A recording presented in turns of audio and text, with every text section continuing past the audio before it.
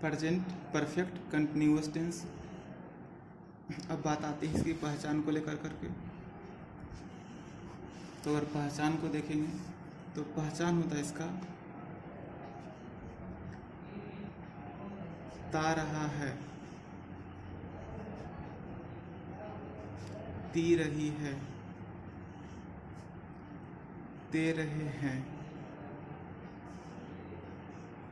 ता हुआ रहा है,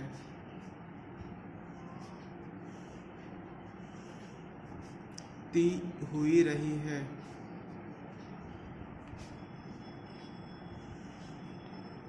ते हुए रहे हैं।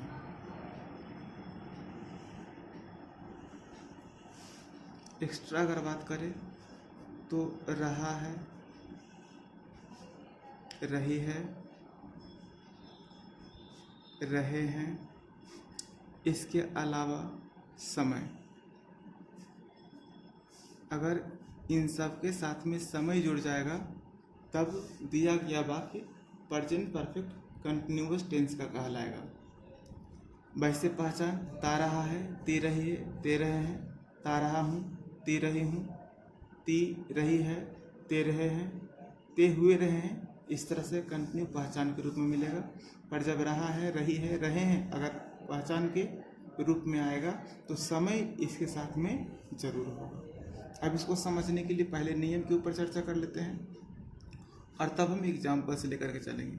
नियम क्या है? सबसे पहले सब्जेक्ट, तब आएगा इसमें हैज या हैव, हैज या हैव, प्लस आएगा बिन और तब आएगा बिफोर और ऑब्जेक्ट। इसके अलावा समय जो लिखे तो समय को इंडिकेट करने के लिए यहाँ पर फॉर या सिंस का प्रयोग होगा और साथ में टाइम, फॉर या सिंस प्लस टाइम आएगा, फॉर या सिंस प्लस टाइम। अब एग्जाम्पल से देखते हैं। जैसे लिखते हैं राम सोमवार से,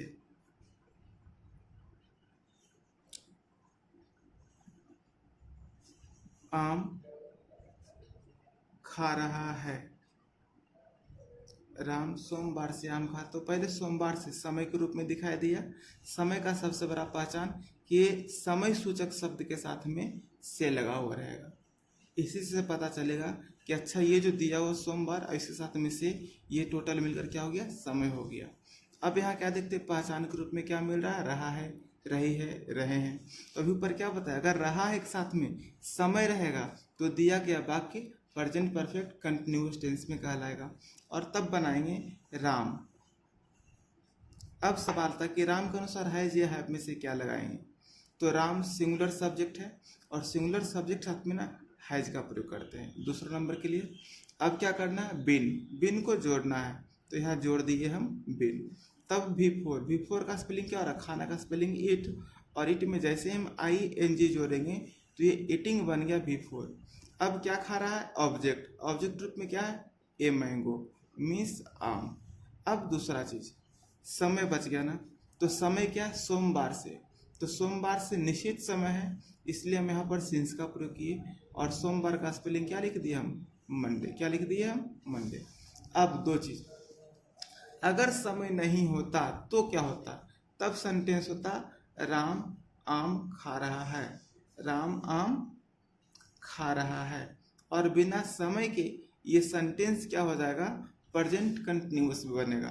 तो क्या हो जाएगा? सब्जेक्ट रूप में राम और तब राम के अनुसार है इज एमआर में से इज लगाते, तब बिफोर का प्रयोग करते और होता ईटिंग और तब ऑब्जेक्ट देते, क्या बनता? A mango. ऐसा क्यों हो गया? इज क्यों लगा?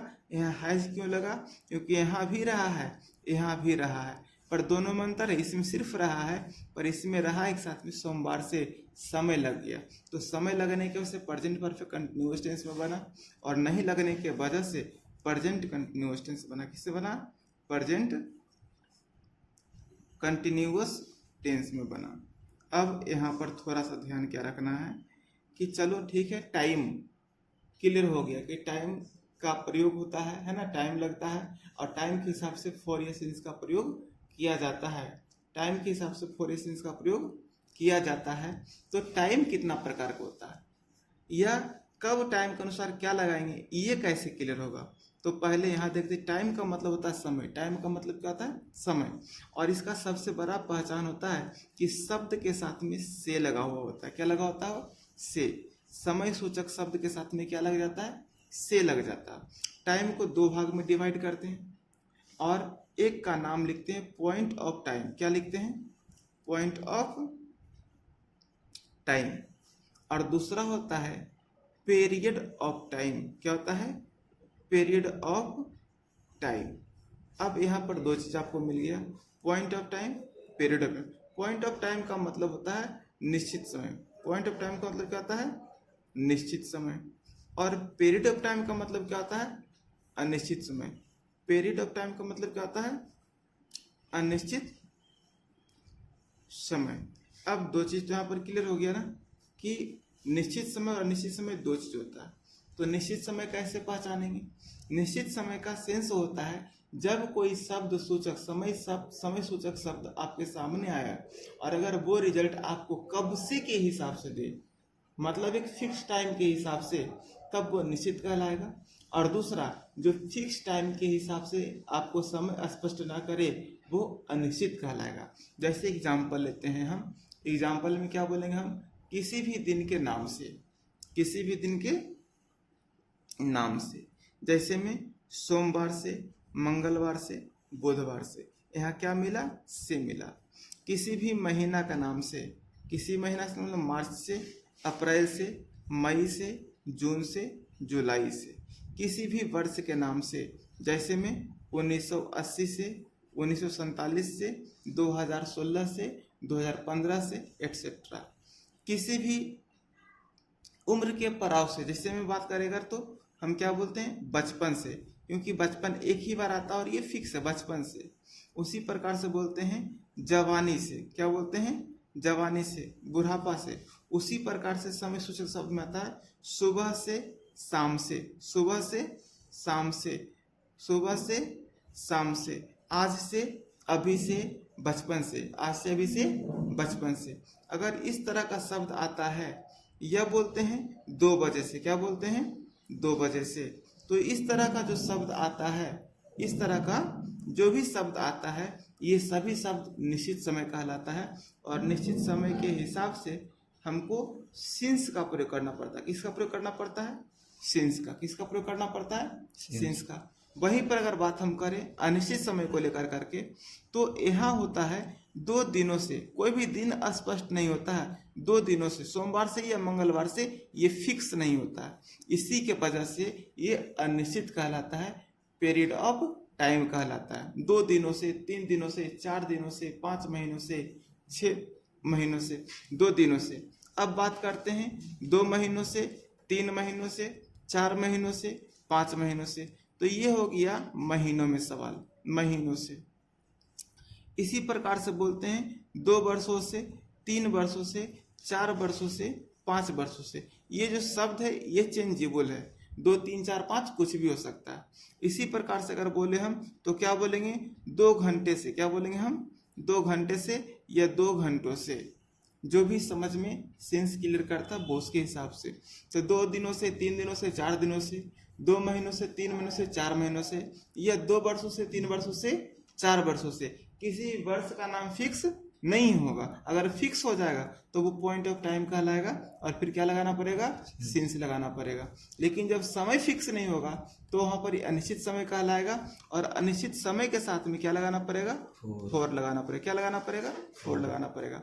इसी के अलावा 2 घंटे से हो गया। अब बात करें तो हम बोलेंगे कई दिनों से। क्या बोलेंगे हम, कई दिनों से। या बोलेंगे कई महीनों से। क्या बोलेंगे, कई महीनों से। या क्या बोल सकते हैं हम, कई वर्षों से। क्या बोल सकते हैं, कई वर्षों से, बहुत वर्षों से, कई वर्षों से। या बोल सकते हैं बहुत लंबे समय से, बहुत लंबे समय से। जैसे होता है ना किसी के पास पैसा बाकी है, 2 साल, 4 साल, 5 साल हो गया, देने का नाम नहीं ले रहा, तो बोलते हैं ना बहुत लंबे समय से बाकी है, 10 लाख रुपया, देने का नाम ही नहीं लेता है ना। तो यहाँ बहुत लंबे समय से, एटसेट्रा। मतलब और भी ढेर सारा शब्द आएगा। तो इन सबों के साथ में क्या लगाना पड़ेगा आपको, फॉर लगाना पड़ेगा, और अगर निश्चित समय आता है तो निश्चित समय के हिसाब से क्या लगाना पड़ेगा, सिंस लगाना पड़ेगा। इतना में कोई दिक्कत नहीं। अब कुछ एग्जांपल हम और लेते हैं समझने के लिए। अब बोलते हैं जैसे क्या, राजू, क्या बोलते हैं, राजू 2 दिनों से, 2 दिनों से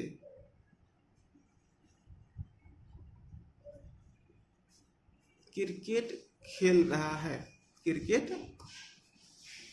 खेल।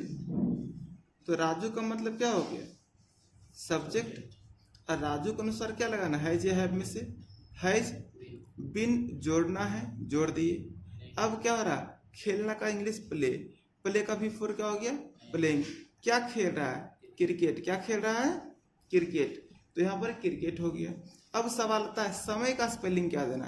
तो समय को यूज करने के लिए पहले ये देखते हैं कि जो समय दिया गया है 2 दिनों से, 3 दिनों से, 4 दिनों से, ये किस में मैच कर रहा है, फॉर में। तो फॉर में, यानी कि पीरियड ऑफ टाइम में मैच कर रहा है, जिसके वजह से क्या लगाना पड़ेगा, फॉर। तो नियम क्या कहता है, पहले फॉर या सिंस में से किसी एक का प्रयोग करें, तो फॉर का प्रयोग करें। अब क्या है, 2 दिनों से, तो 2 का स्पेलिंग क्या हो गया, 2 हो गया, और दिन का स्पेलिंग क्या हो गया, डे हो गया, प्लूरल के लिए क्या हो गया, डेज हो गया। इस तरह से क्या बन गया, Raju has been playing cricket for 2 days। अब इसी प्रकार से एक सेंटेंस लेते हैं, क्या बोलते हैं, एक सर है हमारे जिनका नाम है राजीव सर, है ना। राजीव सर बचपन से काला है, क्या बोलते हैं, बचपन से काला है। अब यहाँ देखो, अगर हम इस से शब्द को हटा दें तो क्या बच जाएगा, राजीव सर काला है, क्या बन जाएगा, राजीव सर